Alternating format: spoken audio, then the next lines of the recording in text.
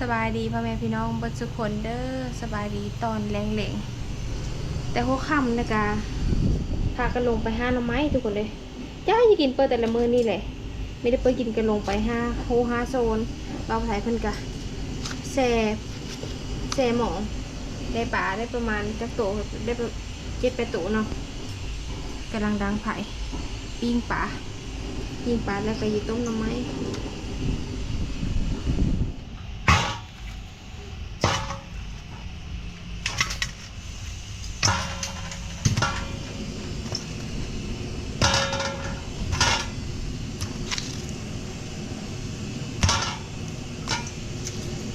จักหมองเติบมีเติบทุกคนปลานี่อย่างไร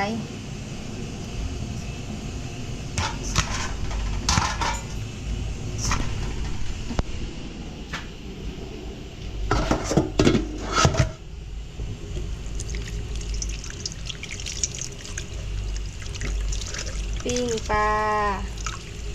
เอ็ดแบบปิ้งเลยเอ็ดสไตล์กินแบบซอยจั๊มทุกคนแซ่บเลยก๋วยแก้ว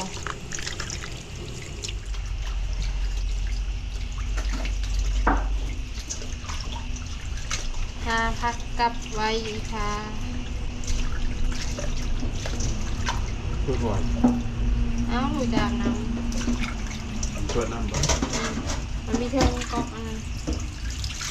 มีเทิงอ่างเขาบอกให้มันเปิดน้ำอาบ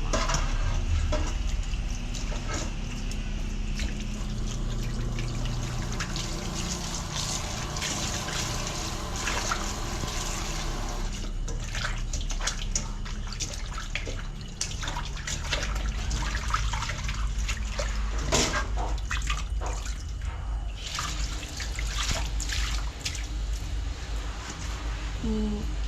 ปลาเขาก็ยิบปิ้งทั้งขี้เลยทุกคน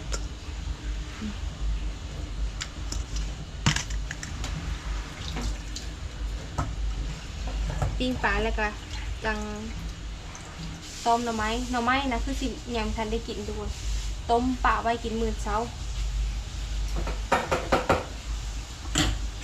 กินปลาอะไรก่อนเพราะว่าหิวเขาบางเทื่อก็ได้กินอยู่หน่อไม้ค่ะมันพดขันนะเพราะว่าหน่อไม้มันเป็นดงฮาวเด้เซอร์เกอร์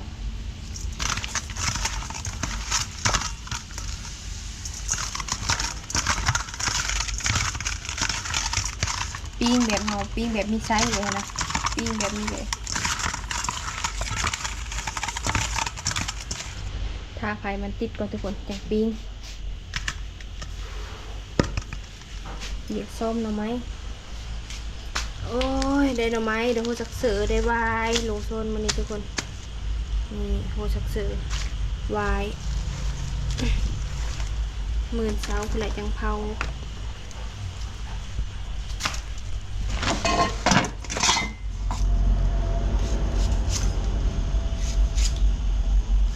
ทำไมบ่งกับแต้นอฮาทุกคนพอมันซ่อนกันนะมันซ่อนกันลำ1 2 4นอก็ได้ทุกคนมาซ่อนกันมวนขนาดหาทำไมมันนี่นะซับเอา2-3 กอกกับไปเลย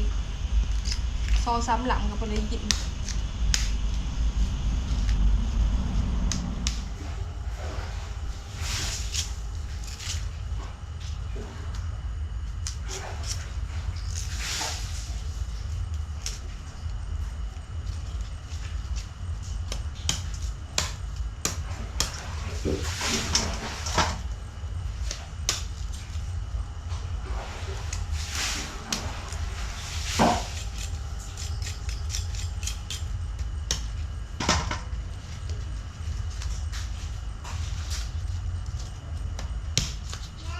โดยลูกเขาไปนุ่งเคยอยู่โก่งพูดอะไรเคยเขาไปนุ่งเคยอยู่โก่งพูดอะไรเคยอยู่กระต่ายอยู่โก่งแผลบอกแผลก็อยู่โก่งพูดเลยแม่ลืมว่าแผลเฮ้อพอจะอยู่ว่าพอแผลเดี๋ยวพอมาได้แป๊บหนึ่งจะได้แผลพอแผลเฮ้อ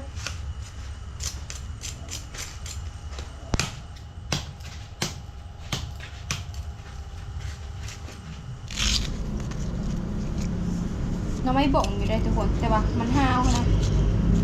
แซ่บขนาดหน่อไม้นี่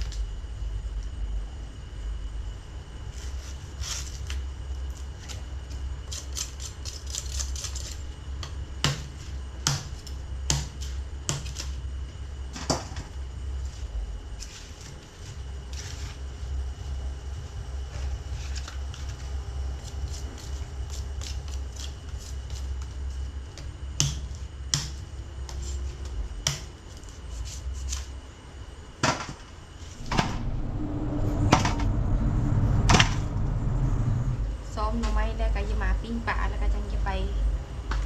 ล้างหน่อไม้คนตกอะนะทุกคนซับหน่อไม้กันลำบากขี้โบตีดเต็มมันเหนียวดินมันเหนียวนะแต่ก็เยอะแล้วก็ไปห้าคันที่ห้าก็ไม่ได้กินทุกคนเลยได้กินเปอร์แต่ละมื้อแต่ละเว้นคันที่ห้าก็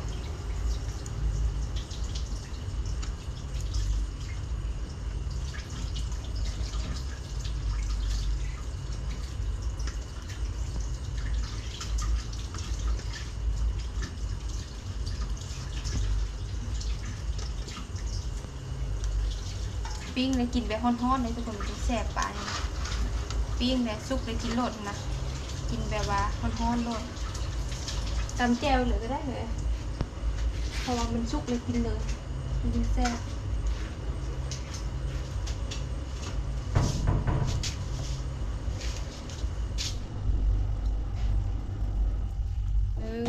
ซอยจ้ำซอยจุนี่บางผู้ไทยนี่ถนัดทุกคนแต่ว่าเพิ่นกินดิบมาลายมือเลยก็เลยหยุดก่อนดิบมื้อนี้ก็เลย ลาบปลานี่ยอมไปเลย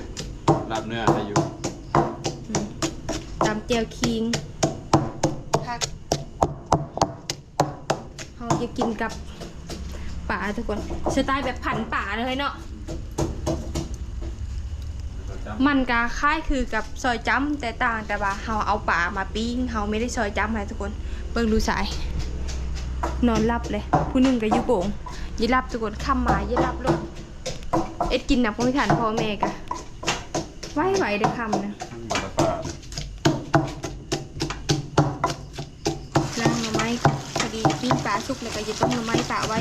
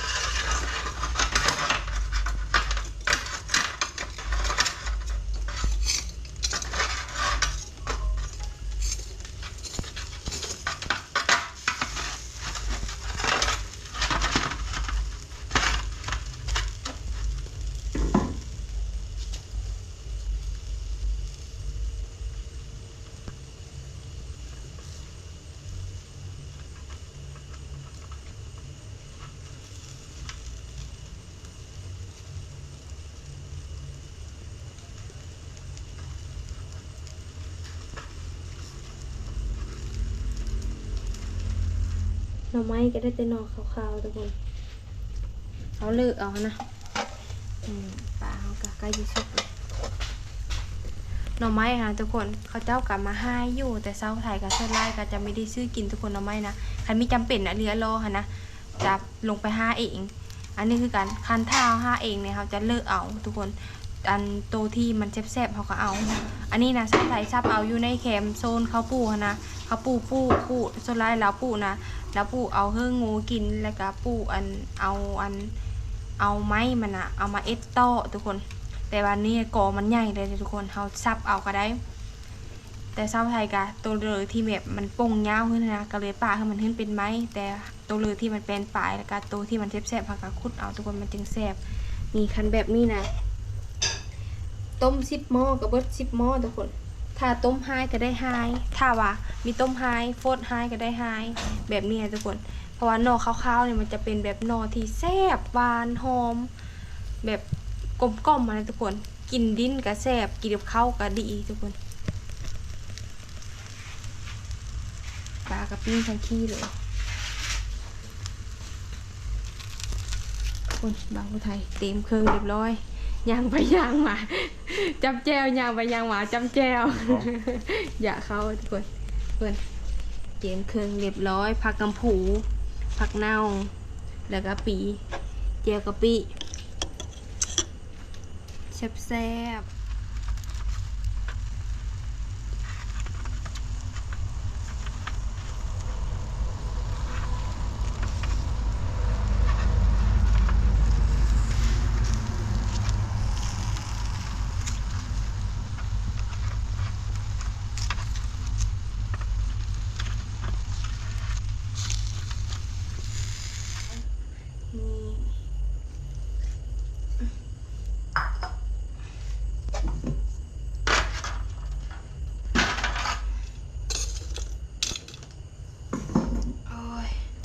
โ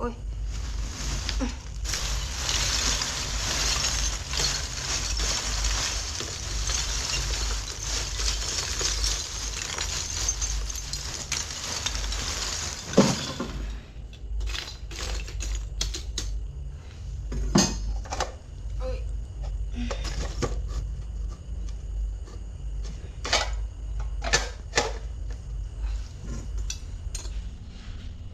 ต้มปลาไว้ทุกคนพอดีมื้อเช้าได้กินเผื่อก็จะรับยี่นอนไปเลยแต่ว่าเดี๋ยวนี้นะฮะกะ6 โมง 7 โมงฮะกะ7 โมงเลยเนาะ8 โมงเลย 7 โมง 8 โมงเลยแต่ว่าบางมื้อกะรับไหวบางมื้อกะรับช้ามื้อนี้เผื่อคือว่าซีไม่เมื่อยมื้อนี้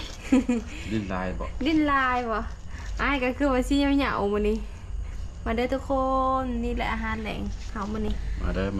พี่น้อง ปิ้ เด้ ง อ ปลาจำแจ่วอาหารแบบง่าย เขาถาม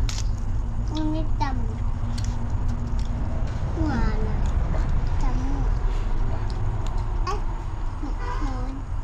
ฮ้อนคอยเป่าเนาะคอยกินเด้อยันกลาง ปา นะ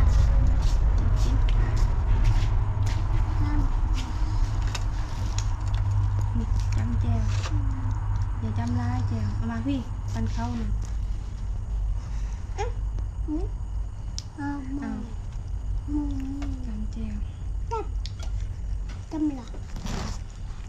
นี่แจ่ว แอบแม่ อย่าจำลายคอยกินแต่ไอเด้อยังจ้าเด้อ แม่พร้อมกินปลาเอ้ยฮันแม่เอาอะไรปลา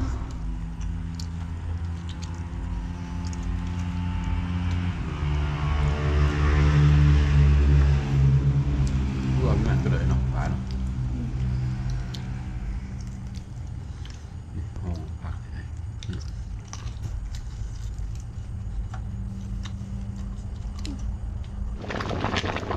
กินข้าวแล้วมาเบิ่ง